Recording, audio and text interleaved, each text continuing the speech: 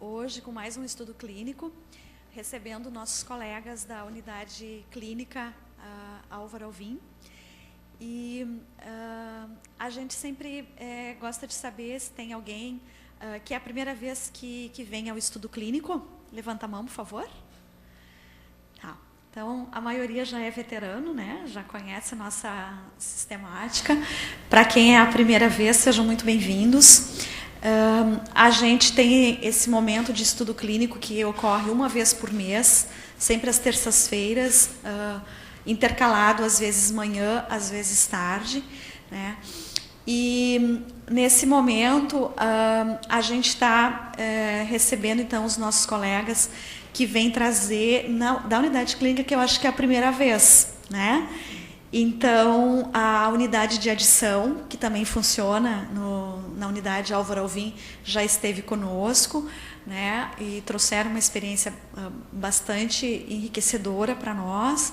E hoje, então, a palavra vai estar com os nossos colegas, o Tiago, a Fernanda e o Rodrigo, né, que estão trazendo, então, sobre o diagnóstico integridade tissular prejudicada em paciente com úlcera venosa, né, que é uma temática muito interessante na área da clínica e que eu tenho certeza que eles vão agregar conhecimento para a nossa discussão e crescimento aqui.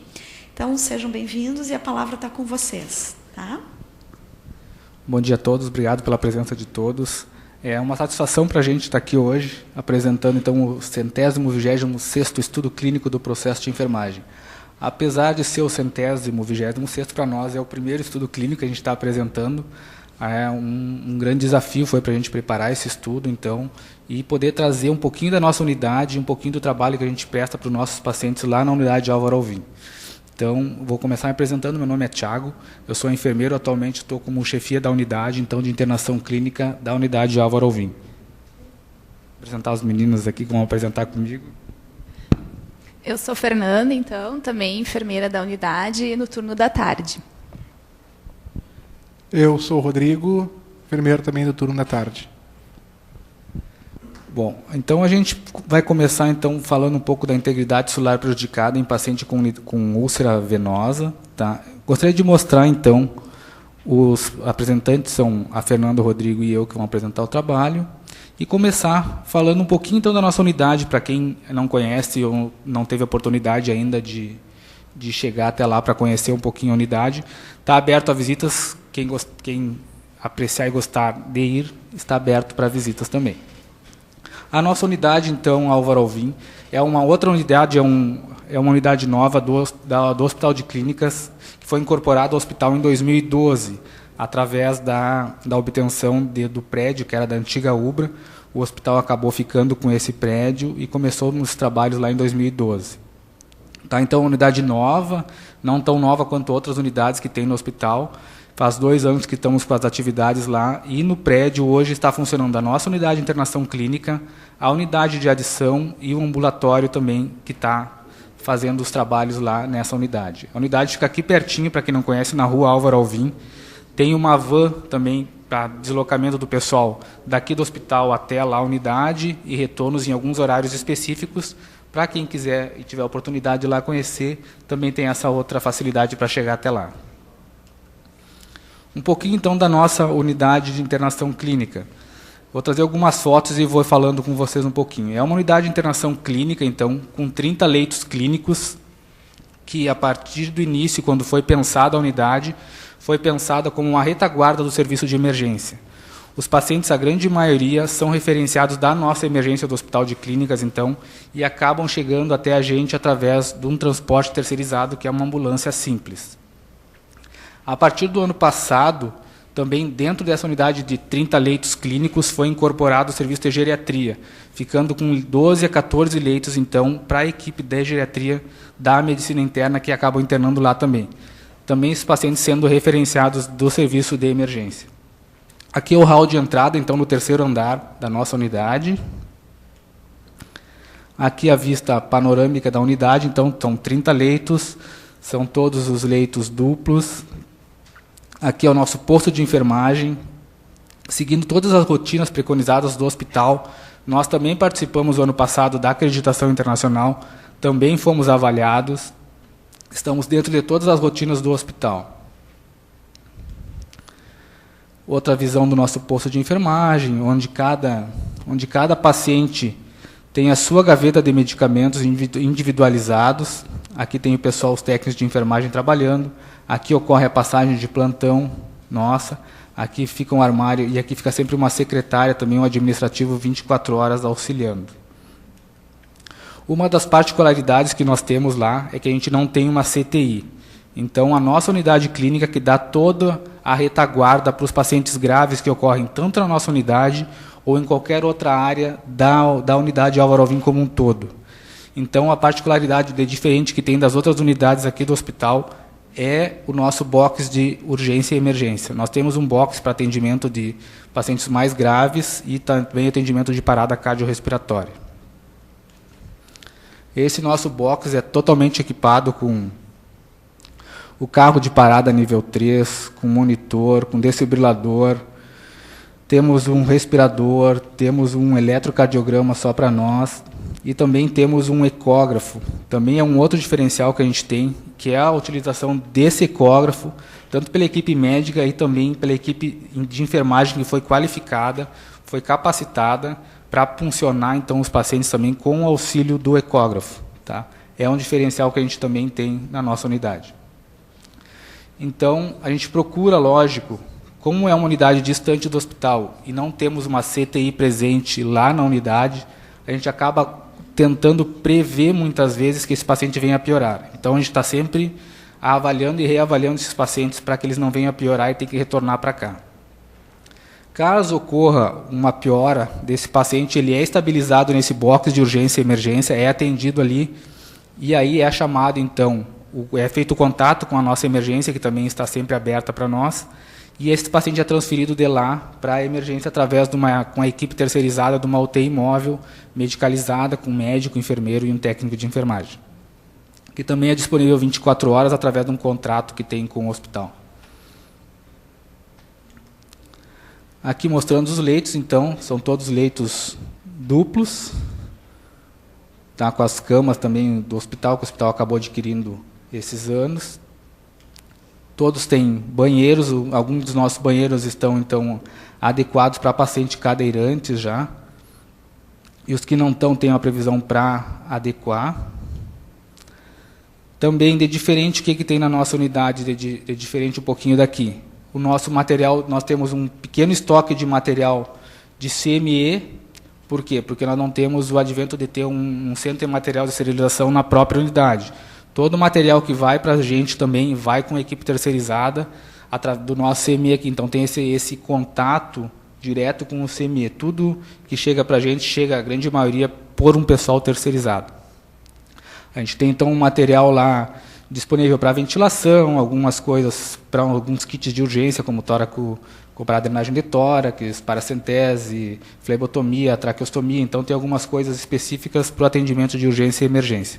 A equipe também é toda capacitada para esse atendimento de urgência e emergência, através de qualificações que a gente vai tendo no decorrer do ano, para ficar pronta para atender, além das intercorrências clínicas, essas urgências que acabam ocorrendo no nosso dia a dia. Temos também uma área para limpeza de materiais, então, para poder encaminhar esse material depois de limpo, ele é colocado nessas caixas para chegar com terceirizado até o CME aqui do hospital. Aqui, então, um pouquinho do nosso staff. Nosso staff é composto por 9 enfermeiros e 21 técnicos, então, dispostos nos 5 turnos, manhã, tarde, noite 1, noite 2, noite 3 e intermediário. Aqui está o pessoal da manhã. E aqui tem a foto do pessoal da equipe da tarde. Esse, então, foi só um pequeno resumo da nossa unidade de internação clínica para vocês conhecerem um pouquinho. De novo, eu falo, fico à disposição lá para a visita. Quem quiser conhecer, está aberto para visitar a nossa unidade. Então, vamos então ao nosso estudo de caso de clínico, então, propriamente dito. Vou trazer um resumo do caso, então, que a gente acabou escolhendo para apresentar para vocês. É um paciente feminino, 51 anos, preta, viúva, ensino fundamental incompleto, comerciante, evangélica, natural de Santana do Livramento, residente em Porto Alegre. A patologia de base insuficiência venosa crônica, com um registro de úlcera venosa pela primeira vez em janeiro de 2010, em maléolo medial esquerdo, medindo 1,5 centímetros. E atualmente ela internou então com uma úlcera venosa de membro inferior esquerdo circunferencial com cerca de 20 centímetros em seu maior eixo. A primeira internação na nossa unidade, na unidade Álvaro Alvim, foi em 19/6/2012. E até então ela já teve um total de 9 internações até hoje. E agora então passar a Fernanda a falar um pouquinho das fisiopatologias das úlceras.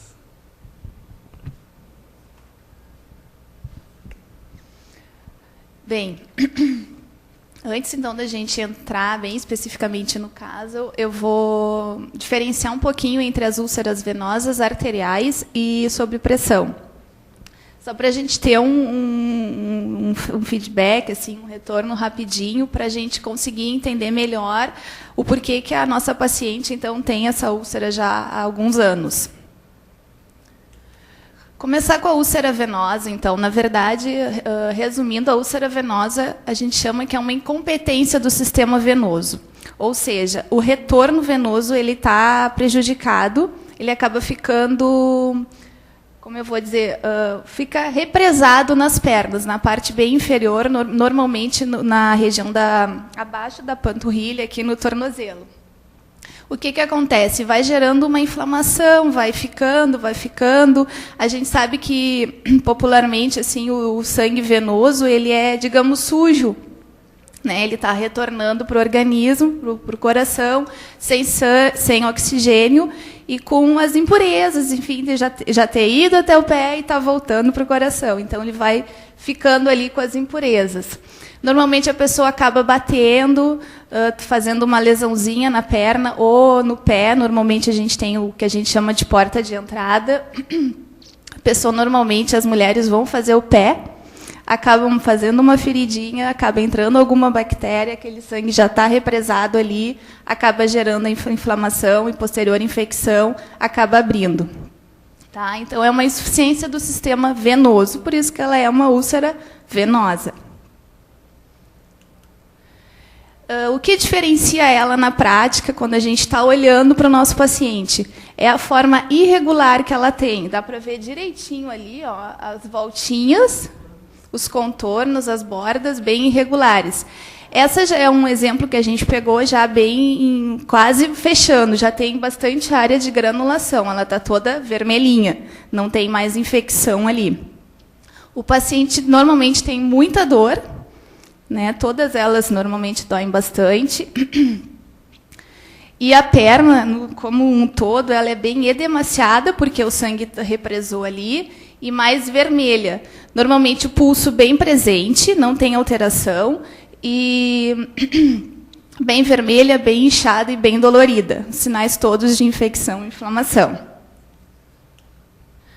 Já a úlcera por pressão, que também a gente tem muito nas unidades clínicas, ela também é um comprometimento da circulação, só que ela vem de pressão ou cisalhamento do paciente, normalmente em proeminências ósseas, né? Região sacra, região de calcâneo, tornozelos,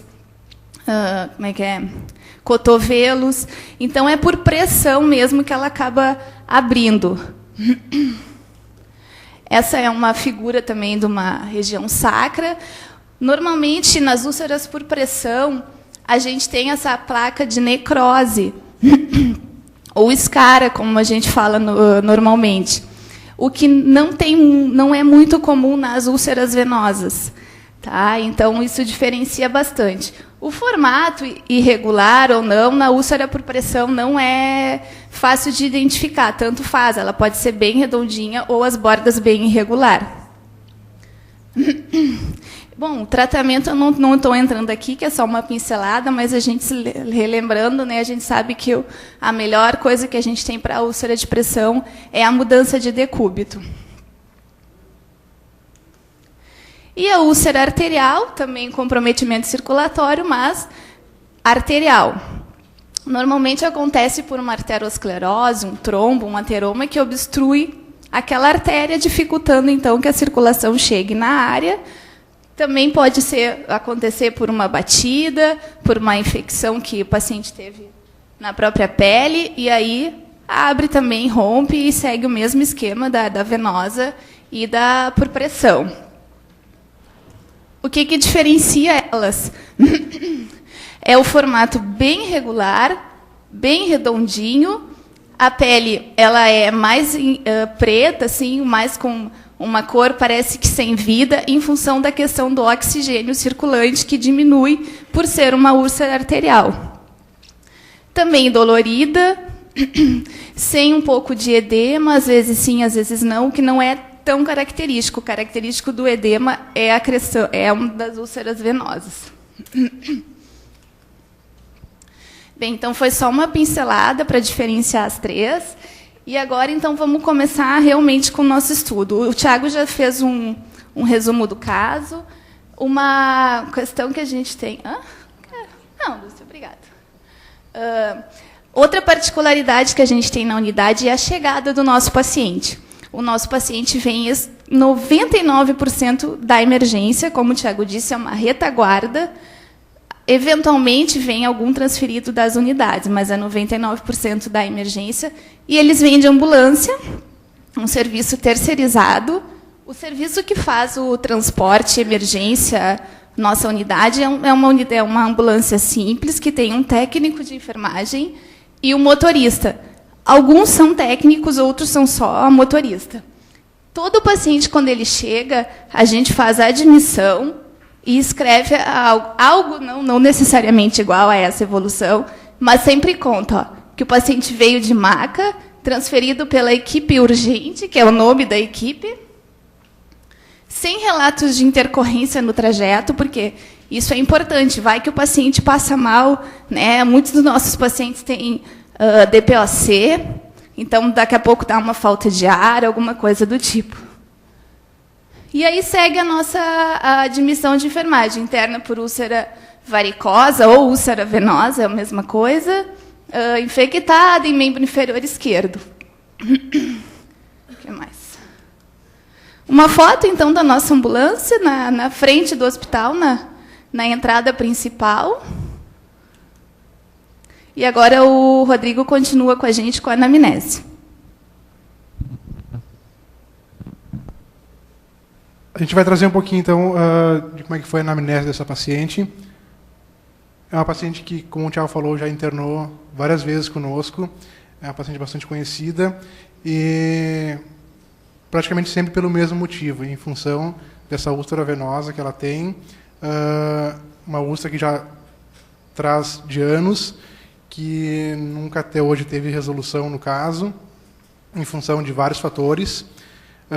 Um deles, como está relatado ali, é a má adesão no tratamento dessa paciente. Deixa eu voltar aqui. O paciente vinha usando babosa VO para purgar a lesão e ver se melhorava. Então, esse é uma das situações que já aconteceram várias vezes e que acaba muitas vezes só piorando a lesão. Então, da anamnese dessa paciente, a paciente feminina, preta, solteira, ensino fundamental incompleto, natural de Santana do Livramento, mora em Porto Alegre, evangélica, veio na internação sem acompanhante, o que geralmente acontece. A paciente ela é viúva, a Eli está solteira, mas o estado civil dela atual é viúva. Ela tem 2 filhos e ela interna sempre sozinha.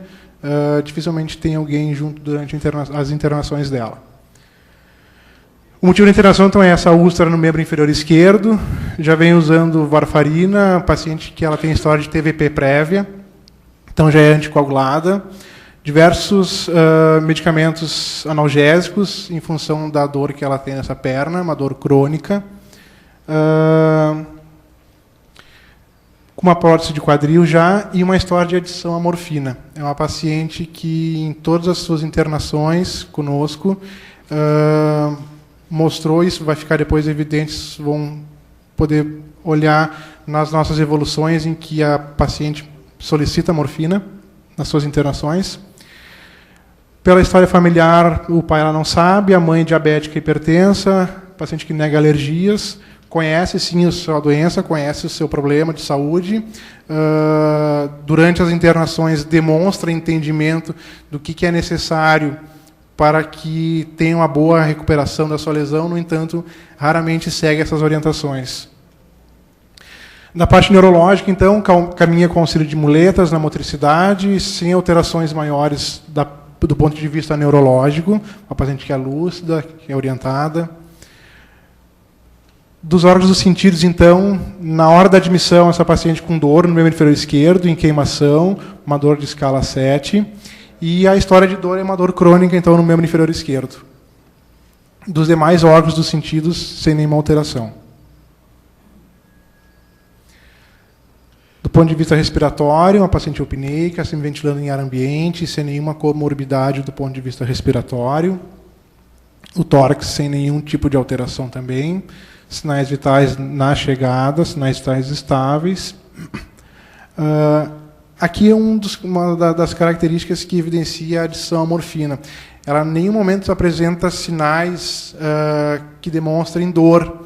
Ela tem dor, a gente entende que ela tem a dor, mas dificilmente é a dor que ela relata. A gente percebe que ela superestima a sua dor em função da adição à morfina.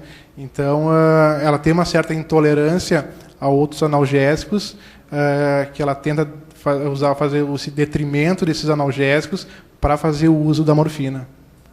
Então, os pulsos simétricos, a frequência cardíaca normal, respiratória também, normotensa. Os exames físicos das extremidades, então, estão bem perfundidas, um edema, então, discreto de membro inferior esquerdo, uma úlcera venosa extensa, um acesso periférico com bom aspecto, e ela nega alterações de temperatura, pressão e frequência cardíaca. Na alimentação e hidratação, então, a cavidade oral sem particularidades, peso e altura no momento da admissão não foram aferidos. O paciente nega alterações de peso e nega alterações alimentares e hídricas. A paciente ela tem um bar, um comércio, um bar, então ela trabalha muito tempo em pé. A gente sabe que ela não tem uma alimentação muito adequada, mas não relata nenhum tipo de alteração em relação a isso. Nas eliminações também, sem nenhuma alteração do ponto de vista urinário nem intestinal, sem alterações também no exame físico de pelve. Aqui na integridade cutânea e mucosa, a pele, então, no exame, uma úlcera extensa de membro inferior esquerdo, a presença de tecido fibrinoso em toda a sua lesão. Essa é a maneira como geralmente ela se apresenta para nós durante suas internações, no início da sua internação, uma lesão com uma presença de tecido fibrinoso e muitas vezes necrótico em praticamente toda a extensão da lesão, pouquíssimas áreas granuladas, uma pele bastante macerada. Em função dos processos infecciosos que ela faz na perna, na úlcera, também presença de secreção purulenta, odor fétido. É esse mais ou menos o modo como essa lesão se apresenta para nós durante as suas internações, na sua admissão. Da parte de cuidado corporal, atividade física e segurança, então a paciente é parcialmente restrita em função da dificuldade de ambulação. Ela tem já, como falei, prótese de quadril, ela tem uma prótese no joelho. Paciente com risco de queda, segundo a escala de Morse, então 75. E as condições ambientais e de higiene sem alterações também. Sono e repouso, então, o paciente refere que faz uso de medicação para dormir, mas não lembra o nome. Paciente que tem um padrão de sono também irregular em função do relato dela, em função das crises de dor que ela tem em função da úlcera.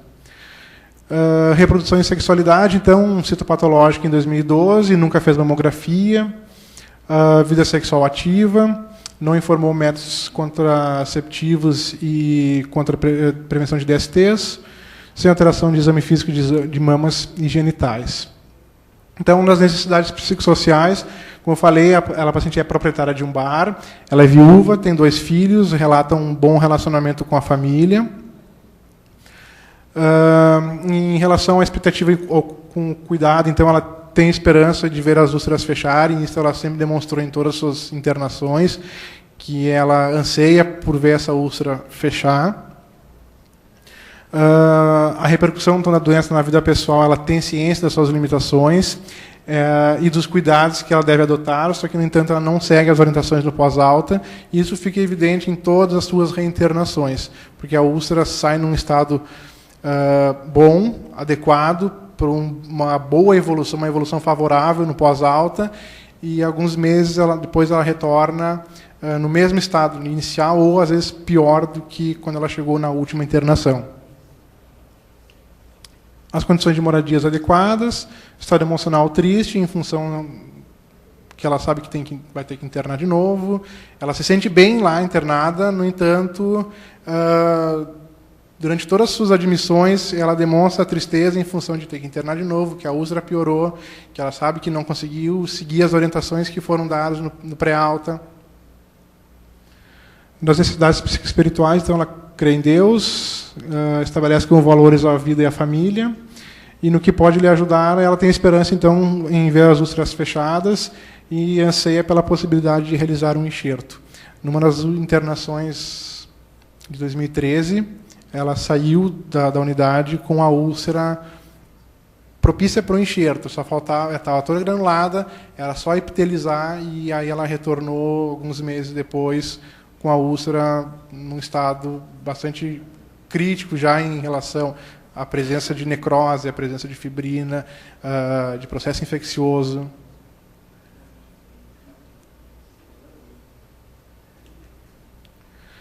Na educação para a saúde, então, a motivação para o tratamento dela é ver se as lesões melhoram.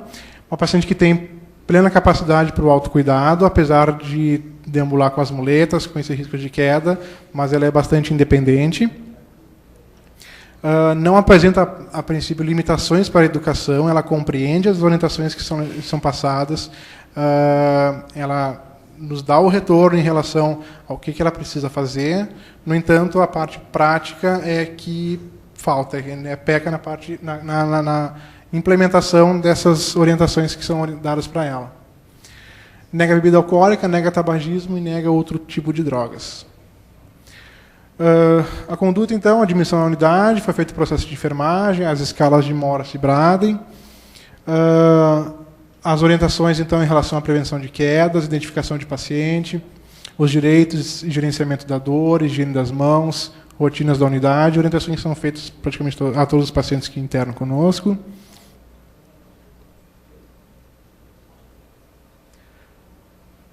E os diagnósticos elencados, então, para essa paciente na sua internação, foi integridade celular prejudicada relacionada à alteração vascular, dor crônica relacionada à evolução da doença e o risco de quedas relacionados, então, à mobilidade prejudicada. Agora o Tiago segue com as taxonomias. Bom, o diagnóstico principal que a gente ficou, então, para trabalhar nessa apresentação foi a integridade celular prejudicada. A taxonomia Nanda, então, o diagnóstico de integridade celular prejudicada com domínio 11 de segurança e proteção, classe 2 de lesão física, definido como dano a membranas mucosas, córnea, pele ou tecidos subcutâneos, e como características definidoras tecido lesado, por exemplo, córnea, mucosa, pele ou tecido subcutâneo. Os fatores relacionados, então, a gente fez o comparativo, o que está no AGH Web e o que a gente encontrou na Nanda. Então, no AGH Web, o que nós temos? Nós temos trauma mecânico, alteração vascular, mobilidade prejudicada, radiação, queimaduras, excesso de líquidos, substâncias químicas. E na Nanda nós temos a circulação alterada, déficit de conhecimento, déficit de líquidos, excesso de líquidos, extremos de temperatura, fatores mecânicos, fatores nutricionais, irritantes químicos, mobilidade física prejudicada e radiação. O que a gente elencou no AGH Web foi a alteração vascular, então, que está linkado diretamente o Nanda com a circulação alterada. Quanto à taxonomia NOC, então, escolhemos o domínio 2, saúde fisiológica, que refere a resultados que descrevem funcionamento orgânico, com a classe de integridade celular, resultados que descrevem a condição e a função dos tecidos corporais de um indivíduo, e os resultados, então, cicatrização de feridas por segunda intenção. A cicatrização de feridas por segunda intenção, então, com a definição de alcance de regeneração de células e tecidos em ferimento aberto, e os resultados esperados, então, através dos indicadores. O que a gente espera? Na parte de granulação, que ela saia com extensa granulação, com drenagem prulenta, que ela saia sem nenhuma drenagem, com a pele macerada. A gente sabe, através de todo o histórico dela, que a gente não vai conseguir nenhum, então o esperado é que ela saia com limitado. E a parte de odor desagradável da ferida, então, que a gente saia sem nenhum odor. Quanto ao NIC, então, o domínio de fisiológico complexo, em cuidados que dão suporte à regulação homeostática, a classe de controle de pele e feridas, com intervenções para manter ou recuperar a integridade tissular, e as intervenções, então, com cuidados com lesões.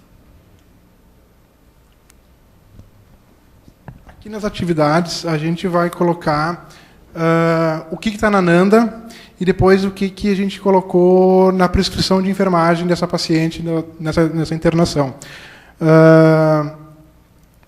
Vai ficar as duas tabelas ali depois. Claro que a prescrição de enfermagem dessa paciente está relacionada não só ao diagnóstico de integridade tissular, mas também aos outros diagnósticos, com risco de quedas e a dor crônica. Então, o cuidado com lesões, de acordo com a NIC, a definição então é prevenção de complicações em feridas e promoção da cicatrização. E o que nós tiramos assim da NIC em relação a cuidados, a atividades? Remover curativo e fita adesiva. Então, a gente sabe que o curativo sempre vai estar fechado e uma das ações é que esse curativo seja removido com suas fitas, de uma maneira adequada, de uma maneira que não lese novamente os tecidos. Monitorar a característica da lesão, inclusive drenagem, cor, tamanho e odor. O que fica evidente que a gente sempre procura registrar, então, que há lesões, quais são as características, uma lesão rasa, com tecido de granulação, drenando média quantidade de secreção amarelada, sem odor fétido. Então, isso sempre fica evidente durante as nossas evoluções. Um outro, então, um item de cuidados, que é limpar com soro fisiológico ou substância não tóxica, conforme apropriado. Nós aqui utilizamos, então, solução fisiológica, de preferência solução aquecida. Quem é um pouquinho mais antigo lembra desse soro aqui, né? Isso aqui a gente usava antigamente. Tá? Claro que hoje não é mais esse tipo de solução, esse frasco não pode mais. Esses frascos rígidos, hoje são sistemas fechados, mas a ideia é essa aqui, ó, é o soro em jato. Tá? Não há mais praticamente nenhum tipo de fricção sobre o leito da lesão, a fim de se evitar nova lesão dos tecidos. Então, a importância dessa foto é essa aqui, ó, é o soro em jato. Esse cuidado aqui é muito interessante. Ó. Aplicar um curativo adequado ao tipo de lesão. Isso a gente também deixa evidenciado nos nossos registros, que a gente sempre procura, aqui é uma evolução também, ó, onde diz que aplica o Adaptic. Claro, aqui o Adaptic é aquela gás impregnada com petrolato, é o nome comercial. Uma cobertura com gás de rayon, também é aquela gás não aderente, compressos estéreis, apósitos e ataduras. Mas o que fica mais, o que é mais interessante desse cuidado aqui é a palavra adequado, porque muitas vezes o curativo, a cobertura primária que é utilizada em algumas lesões não é a mais adequada para aquele tipo de lesões. A Fernanda, que é do CPTF, sabe melhor do que eu falar que muitas vezes a boa evolução de uma ferida, de uma lesão, depende muito também do tipo de cobertura que é utilizada sobre ela. Então, esse cuidado nós achamos bastante interessante, onde ele usa a palavra adequado, a cobertura, o curativo adequado sobre o tipo de lesão. Um outro cuidado é reforçar o curativo se necessário. Também, a gente sabe que muitas vezes curativos, lesões bastante exudativas, muitas vezes é necessário reforçar um curativo quando a abertura dele, a troca dele é a cada 24 horas, ou se não, maior que isso. Manter a técnica asséptica durante a realização do curativo da lesão. Então, tem nem que ser questionado a questão da técnica asséptica, do cuidado para não piorar o grau de infecção nessa lesão.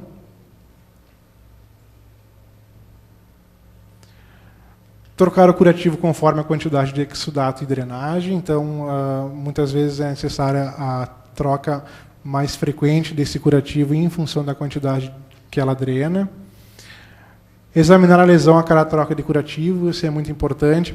E na unidade nós buscamos, sempre que possível, que curativos de maior complexidade, curativos que necessitem de uma avaliação um pouco mais criteriosa, que os enfermeiros troquem esses curativos.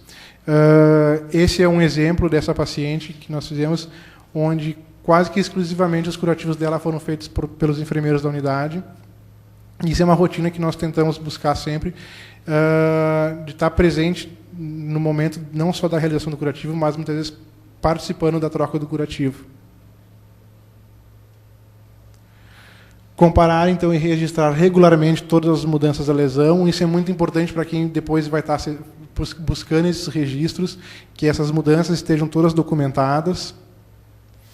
Auxiliar o paciente e família a obter os suprimentos necessários. Muitas vezes, essa paciente em específico saiu daqui com um suporte de material e substâncias para usar no seu curativo por algum período, até que ela consiga buscar a sua rede básica e dar sequência nos seus curativos.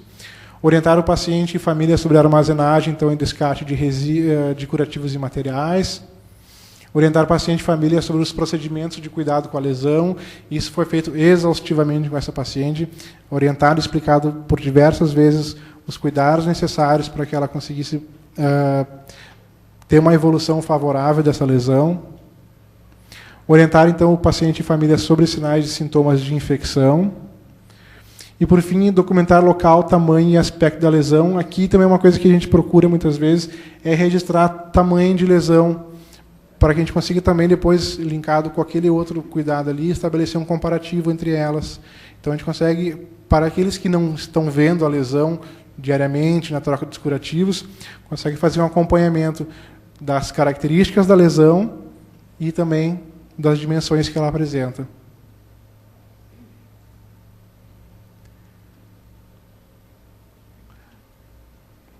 Guardem esse cuidado aqui. Aplicar um curativo adequado. E no AGH Web, essa aqui é a prescrição da paciente. Então, a gente não trouxe todos os cuidados que estão relacionados com esse diagnóstico, integridade celular prejudicada relacionada à alteração vascular. Nós trouxemos a prescrição da paciente nesse período, em que a gente, então, elencou alguns itens importantes para o cuidado dela. Inspecionar a pele em busca de pontos premiados ou isquêmicos, a verificação de sinais vitais, a analgesia após a avaliação, em função da dor crônica, as condições circulatórias, principalmente desse membro afetado, a intensidade da dor conforme escala aplicada, a comunicação de alteração de cor ou temperatura das extremidades, principalmente então em função e relacionado ao membro inferior esquerdo. Comunicar sinais de dor, elevar membros inferiores. Isso aqui é uma orientação que a gente sempre pede que ela também faça isso em casa.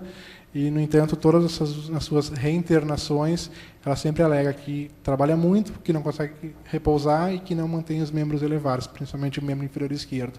Ou seja, ela passa a maior parte do tempo de pé.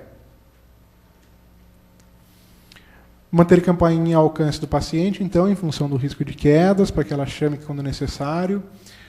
Comunicar o aspecto da lesão, então, membro inferior esquerdo, a gente sempre após do banho, então, que é em função da realização do curativo.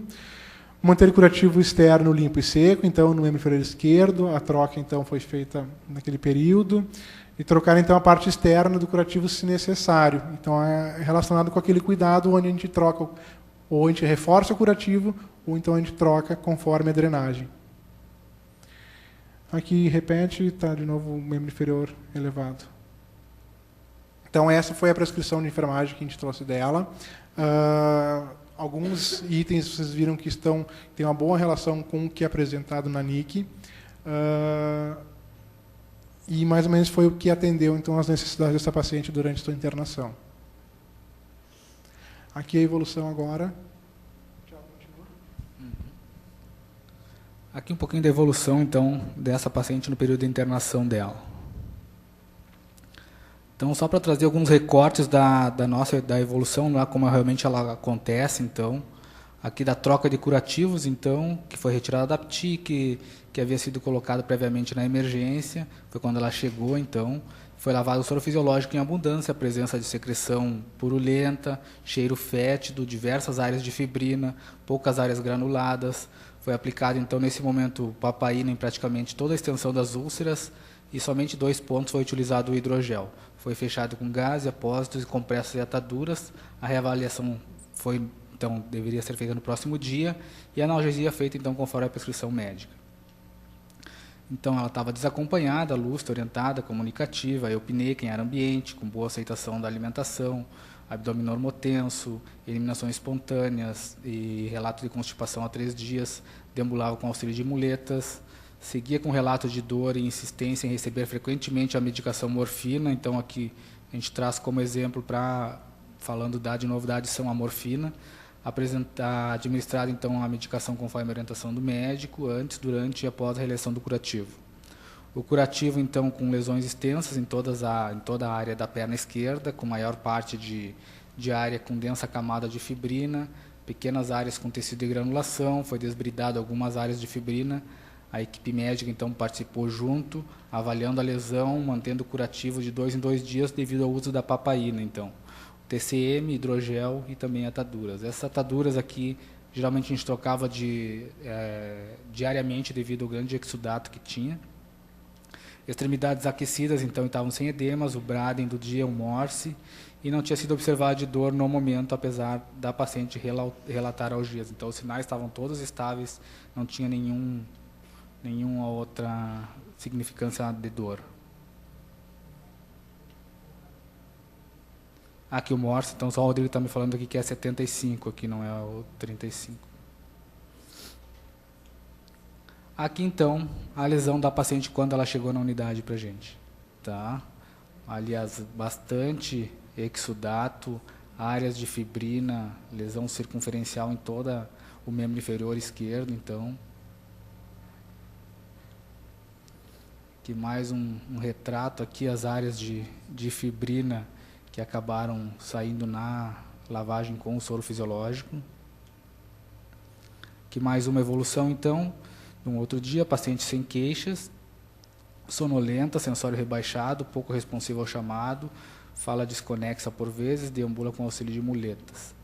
Ventilando espontaneamente, eupneica em ar ambiente, com a dieta via oral, com regular aceitação, apresentou episódio de náuseas, abdômen flácido, depressivo, indolor, com acesso periférico no membro superior esquerdo, salinizado, com bom aspecto, eliminação espontânea, extremidade perfundida, discreto edema de membros inferiores, a úlcera, então, membro inferior esquerdo, com alguma melhora do aspecto, já, então, no decorrer dos dias, diminuição das áreas de fibrina e discreto aumento das áreas granuladas, permanecendo com exudato purulento, fétido e em grande quantidade. Aí o Morse, o Braden e a dor. Aqui, então, já é durante a evolução, então, já melhora da área de exudato, apenas algumas áreas com fibrina, então, que já consegue ver alguma tecido de epitelização lateral. Aqui ainda persiste alguma coisa, mas já vai melhorando também. Outras evoluções. Ventila em ar ambiente, eupneica, sinais estáveis, com acesso periférico, dieta via oral, e membro inferior apresentando lesões bem rasas, já então com tecido de granulação, drenando média quantidade de secreção, já sem o odor fétido. A conduta, então, uma outra conduta, limpo as lesões com soro fisiológico, e aí já está aplicando a Adaptic, devido à boa evolução da lesão, cobertura com gases de rayon, compressas estéreis, apósito e atadura. Feito analgesia, então, conforme a prescrição dos médicos, e reforçados os cuidados com a lesão, incentivado a adesão ao tratamento no pós-alta. E aí, então, colocado que é necessário reforçar, e a paciente compreendeu, mas mesmo assim é necessário esse reforço das condutas de educação para essa paciente. O outro curativo, então, realizado curativo com lesões em área interna e externa da perna esquerda, com ótimo aspecto de cicatrização, pequena quantidade de secreção serosanguinolenta. A médica avaliou a lesão, mantendo os curativos com Adaptic, orientado, então, sobre o procedimento, paciente otimista quanto ao processo de cicatrização e da lesão após o desbridamento realizado, então, no dia anterior. E aqui, então, a lesão já em fase final já de alta da paciente, então já grande área de granulação, então já não tem grande mais a área de exudato, que vocês viam naquela primeiro slide lá da lesão quando ela chegou. E aqui, então, a gente fez os resultados atingidos, então, segundo a cicatrização de feridos por segunda intenção. A escala de granulação, então, o atingido foi substancial. A drenagem purulenta, a gente conseguiu deixar sem nenhuma. A pele macerada, também. E o odor desagradável na ferida, também sem nenhum. Aqui, então, só um comparativo, então, da meta que a gente tinha, de como ela chegou na admissão e como ela ficou na alta. Então, a cicatrização de feridas por segunda intenção, então, o indicador era a granulação, a meta era atingir 5, na admissão ela tinha 1, e na alta ela ficou com 4. A drenagem purulenta, então, foi atingida a meta de 5, que ela estava com grande drenagem, e saiu sem nenhuma drenagem. A pele macerada, também a gente tinha uma meta de 4, a gente conseguiu acabar, então, chegando na meta 5. E o odor desagradável também, então, que ela tinha uma meta de não ter nenhum, na admissão tinha bastante odor, e acabou saindo sem mais nenhum odor fétido. Quer falar um pouquinho da nota de alta? Na verdade, é uma das últimas evoluções dela, antes dela receber a alta, então. O paciente já está tolerando melhor a dor, tentando reduzir o uso de morfina para alta, referiu dor, não quis medicação. Depois, em alguns momentos, sede espontânea, então o paciente estava no leito. Tem os cuidados ali, as orientações de novo em relação ao que a paciente precisaria seguir, algumas orientações. O curativo estava fechado naquele momento, não foi feito, não foi trocado. E, por fim, só, na verdade, uma breve evolução do pré-alta dela. Pode passar no próximo, Tiago, acho que a Fernanda vai falar da contribuição do estudo. Uma evolução básica, assim, o que ela foi em relação ao que a gente tinha os diagnósticos, estavam todos mencionados ali e contemplados, em relação ao risco de queda, em relação à dor crônica e também em relação aos curativos da paciente. Por fim, só agora a Fernanda fala das contribuições que a gente queria colocar do estudo.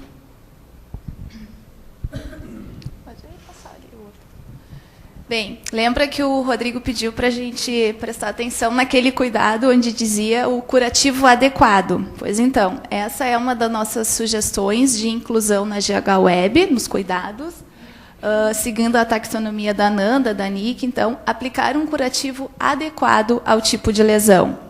Por que o adequado? Porque a gente tem vários tipos de curativos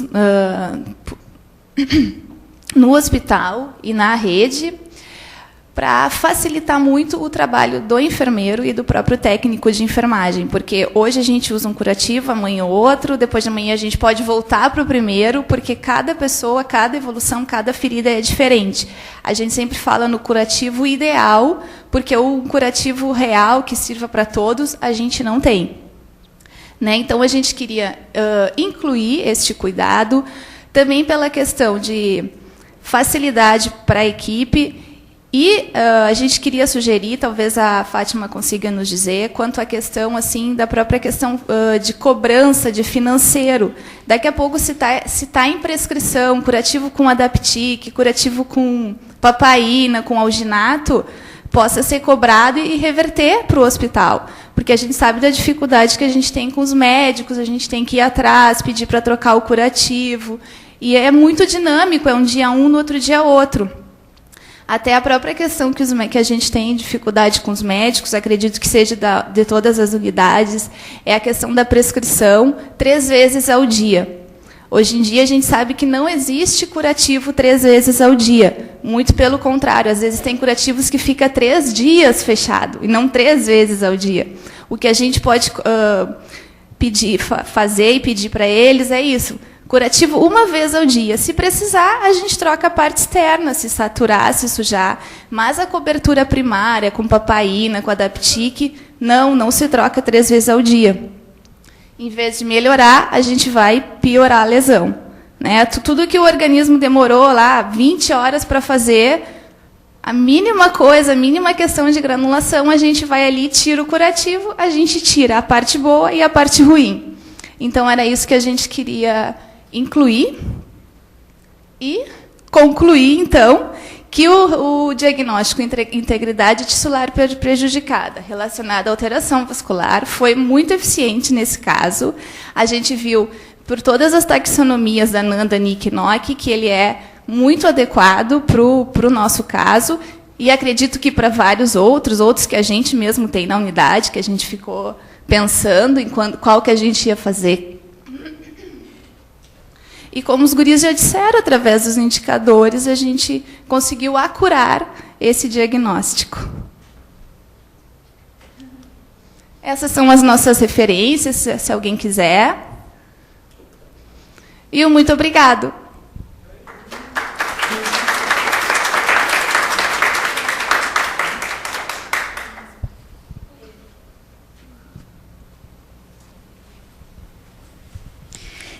Eu parabenizo a equipe, né, pela excelente apresentação e vou abrir para a plateia para comentários, discussão, sugestão.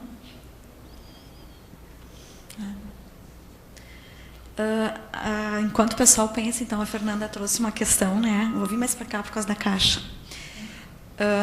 sobre a inclusão do cuidado. Então, Fernanda, a gente acha apropriado, mas eu estava aqui pensando, né, de como que cada vez mais a gente, ao mexer no nosso sistema, a gente tem que promover uma discussão que seja mais ampla para ela ser mais eficaz.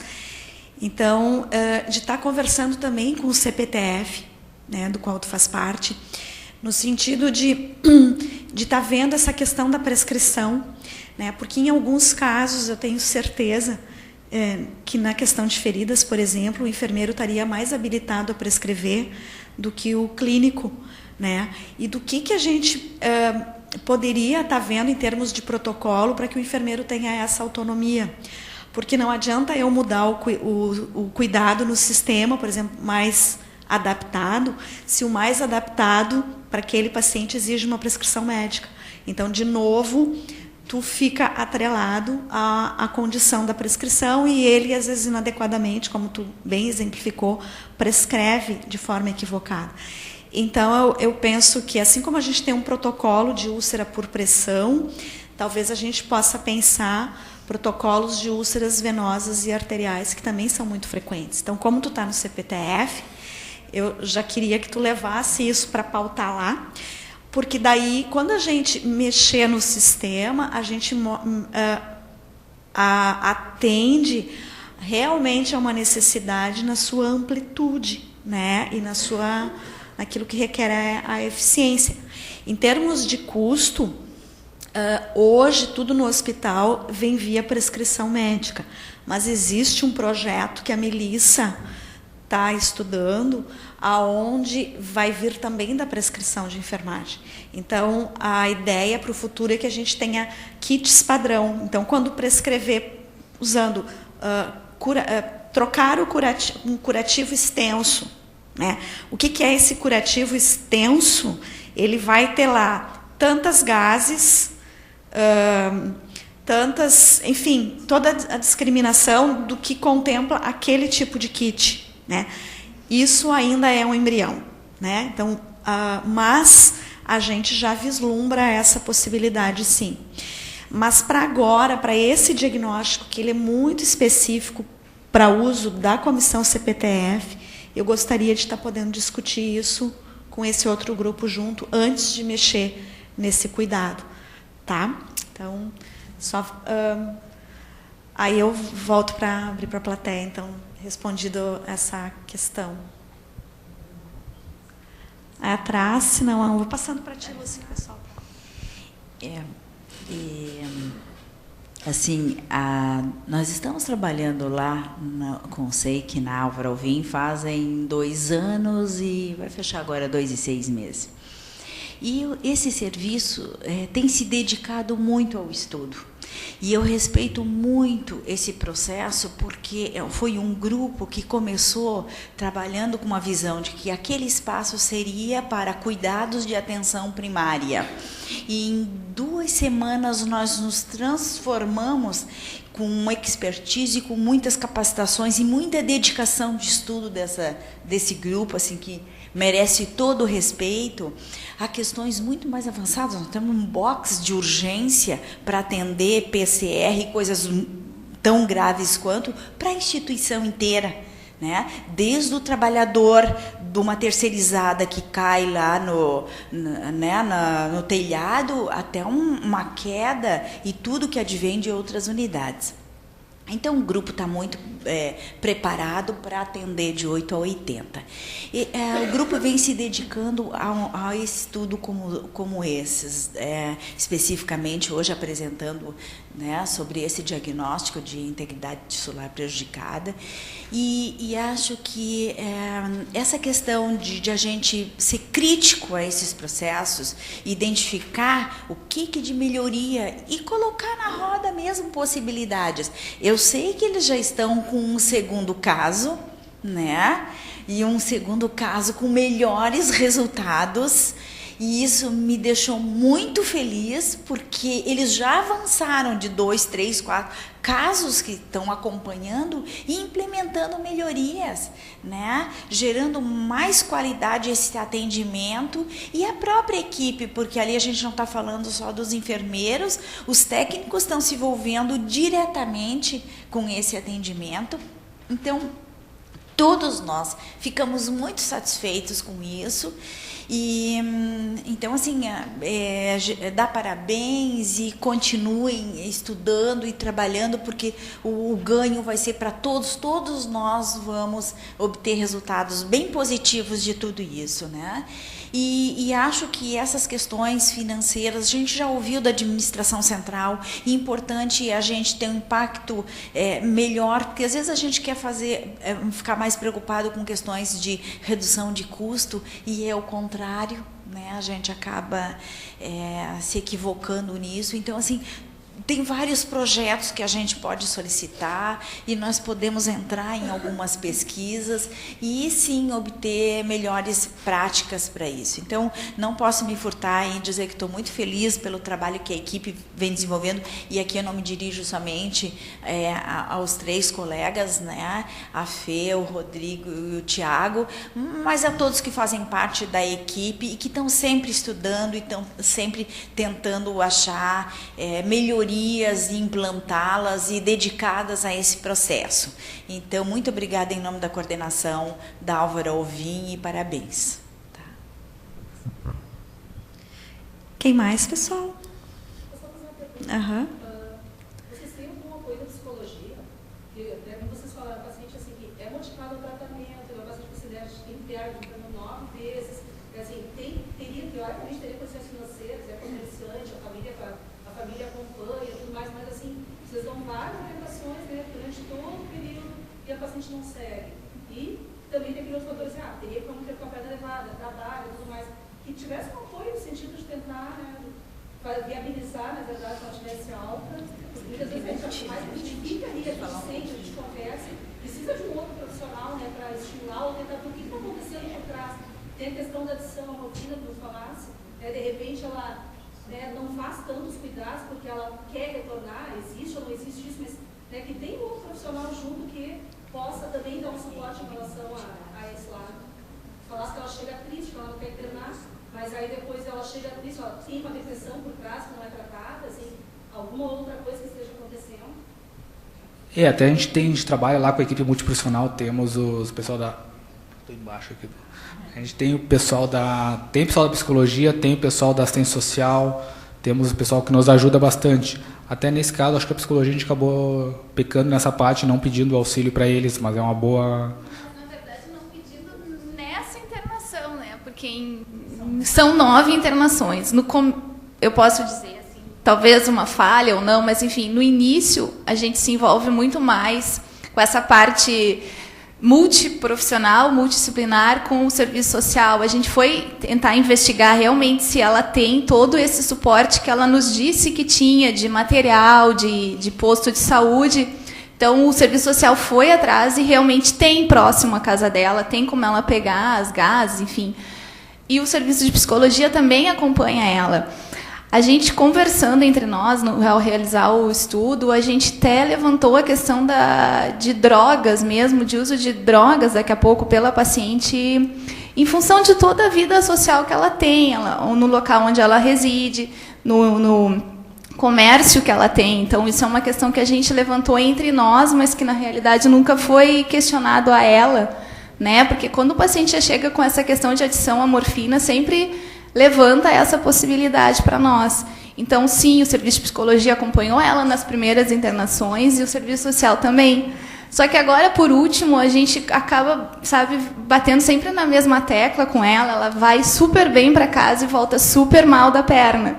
Então, isso acaba nos desmotivando e nos motivando de novo a fazer todo o processo com ela integralmente, né? Então, ela tem acompanhamento, sim, que na prática a gente está vendo que não é muito eficiente. Na verdade, a cada internação, né, porque faz todo o tratamento, sai com um aspecto super bom da lesão, a evolução é bem favorável, né, e ela volta. Uma coisa no caminho, tem toda a história dela deve ter por trás, né, e as úlceras varicosas realmente são muito dolorosas, você sabe disso, né, são muito dolorosas, deve ter preciso começar a usar a morfina com mais frequência, né, e que ela usa fora quando sai, que de repente pudesse substituir também, até de ter junto, por isso que eu digo da psicologia junto, né, porque realmente, assim, é muito dolorosa, a gente sabe que é muito dolorosa, né, e aí, assim, começaram a usar o que está sendo usado fora, porque senão a gente acaba mesmo desmotivado, muitas vezes faz todo um tratamento, evolução favorável, retorna de novo, infecta, a gente sabe que muitas vezes vai infectar mesmo aquelas condições da paciente, né, às vezes tem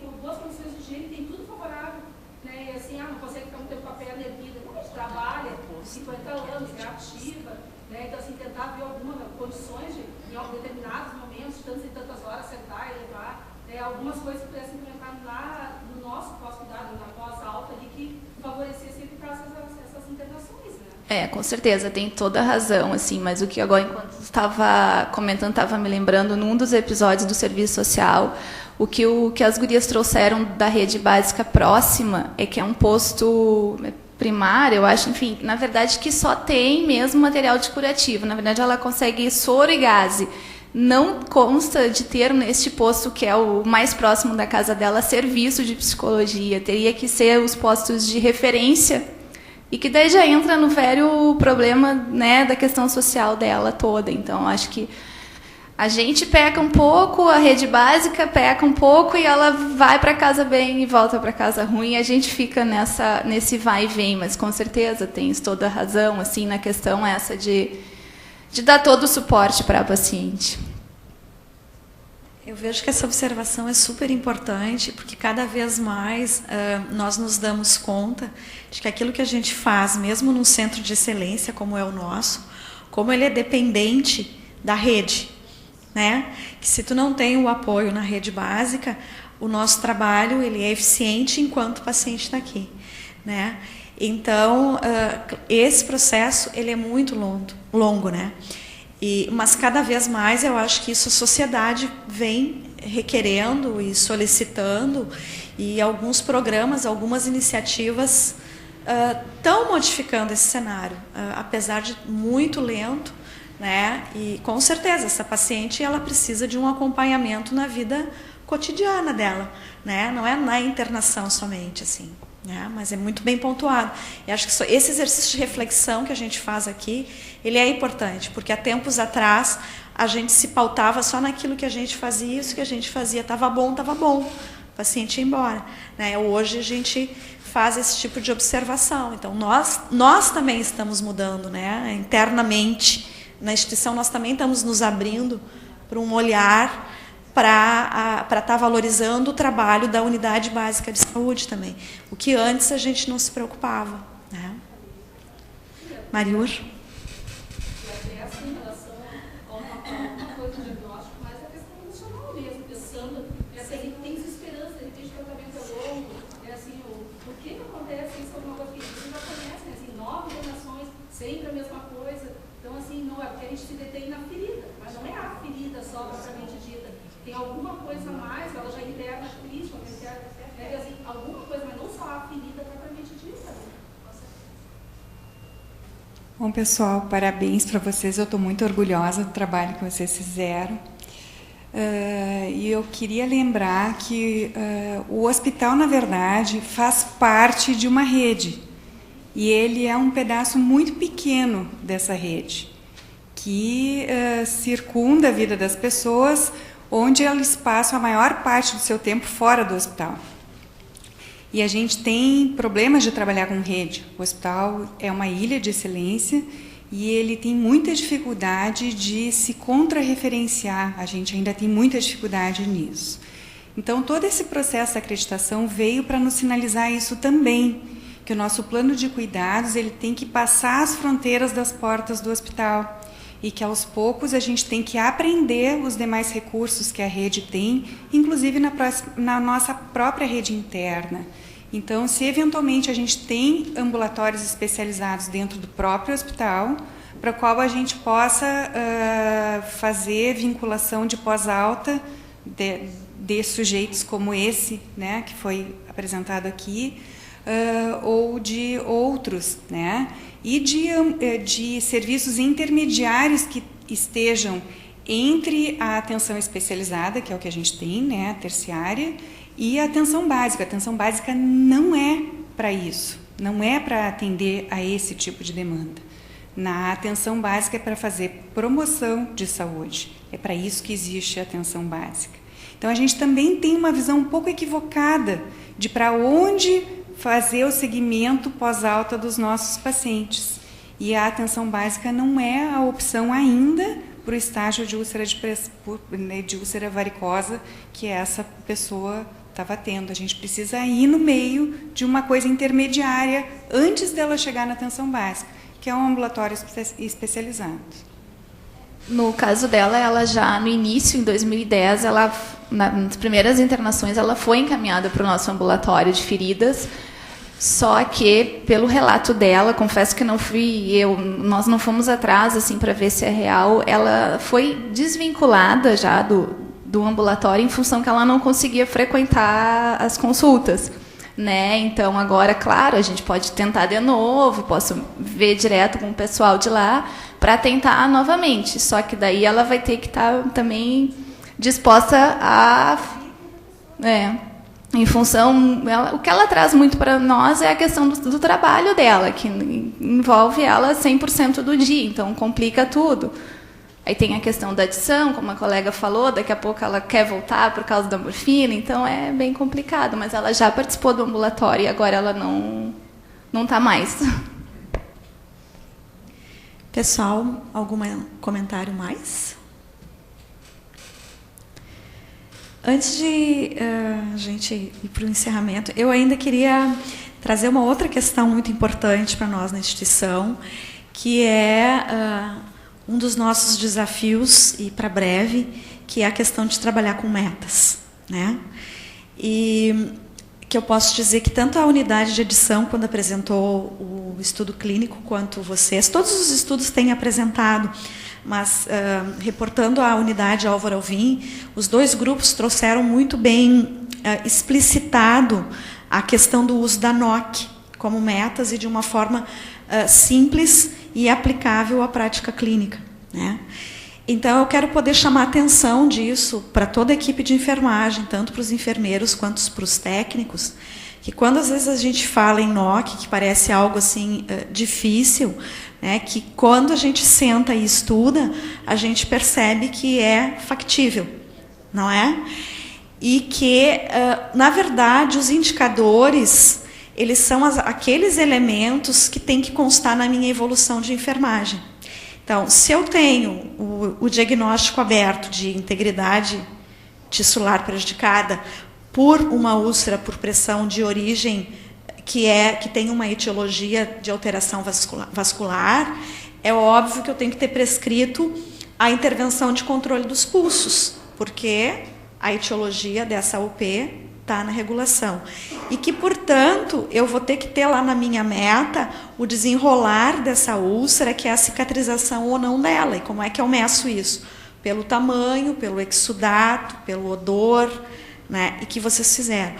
Nas evoluções, então, usando um pouco o exemplo da dor, né? Que a gente determinou que a dor... Antes a gente só perguntava, tem dor, não tem dor?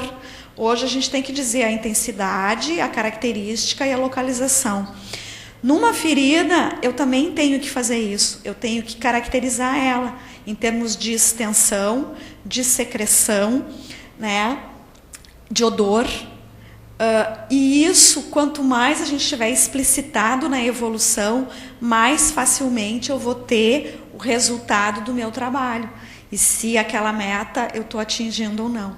Mas é claro que a gente precisa de algum dispositivo, em termos de ferramenta de informatização, que melhore o trabalho do enfermeiro para poder aplicar.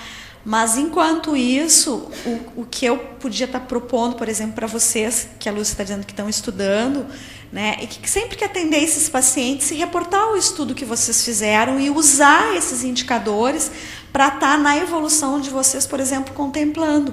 Vocês são um grupo que tem uma unidade bem estruturada, né? Então é um desafio que a gente pode daqui a pouco se colocar no sentido de, ainda que seja digitado, né, na evolução, eu já vou ter algum parâmetro diferenciado. É só uma colocação, né? E dizer que assim que a gente tem trabalhado com outros grupos nesse sentido, como com a Luísa lá no ambulatório, né, também de fazer esse exercício escrito, né, apesar de não ter a ferramenta. Porque quando a gente puder trabalhar com a CGTI no sentido de propor uma ferramenta, a gente já vai ter uma bagagem de uso e de discussão, né, pelo menos para alguns diagnósticos que são muito evidentes, como esse, por exemplo, para algumas populações específicas. Tem uns outros que são difíceis, mas tem esses que são fisiológicos, que eles são muito apropriados, né, para a mensuração.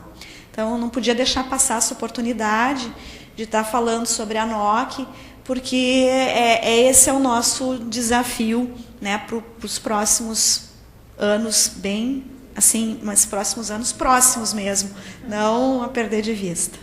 Né? Então, eu vou passar para vocês ainda, se vocês querem, se a plateia tem mais alguma colocação. Então, vou passar para os nossos palestrantes, se querem concluir, dizer um pouco da experiência. Eu só queria né? agradecer, então, a presença de todos, foi um privilégio ter apresentado aqui um pouco dos nossos cuidados lá da unidade, agradecer a presença das enfermeiras da nossa equipe lá também, a Lu, a Fernanda, os técnicos lá, o Cristiano, o Dani, acho que é só o pessoal que está aí, o pessoal que ficou lá, ficou assistindo também via o web ali, lá a apresentação também. Tá? Obrigado por todos, até o próximo.